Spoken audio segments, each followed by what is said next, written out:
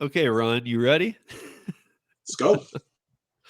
All right. So last year, you and I were breaking down how there is no way around independent contractorship for the gig apps. I mean, they were there, you just can't. And that still holds true. And for most drivers, workers in this space, we want to keep this status. And you and I included in that group. In fact, we talked about that today. If there wasn't, even if it's a change in some form of gig app uh, independent contractorship, and we can get into that a little bit, but it would need to be because if it goes to a full employee model, I've said this before, but I really want to hit home to this. I would have no part of it. I mean, this is not. I'm not looking to do a W-2 work for Uber, DoorDash, Insta, any of them. And I also need to say that I also wouldn't trust my job stability very much, even in a W-2. These are not companies I trust. I know all big companies can get a little weird, but I don't think they're going to keep stopping the good fight to stay independent. It's just that a lot of things Ron and I hit on today were that along that way of keeping up the good fight, when they're given these little windows of opportunity to like maybe better themselves a little in image or in their market or even the space and do the right thing, I feel like, and Ron and I were talking about this, how they still will cross the line. Have a line drawn that even seems acceptable, and they just, and I'm talking about the same day, they're like, well, then boom, and they go. So, Ron, with all that's going on, thoughts 2023?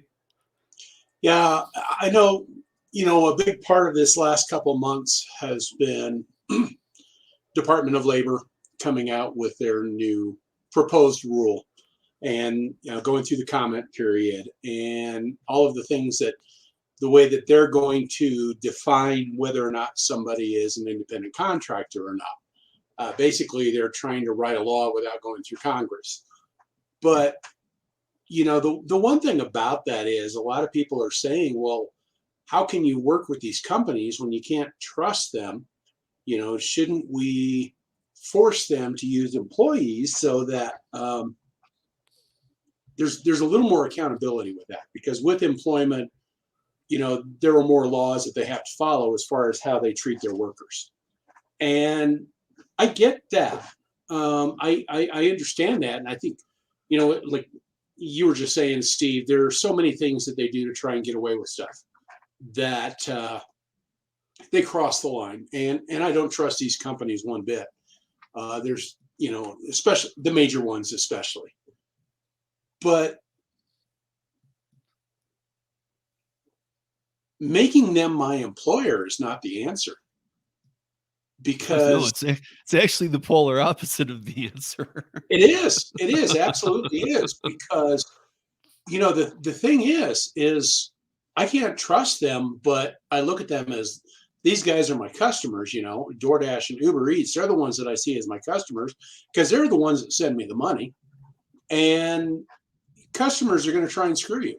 That's just the nature of the beast when you're running a business. And, so that's one thing. And they definitely try and do that.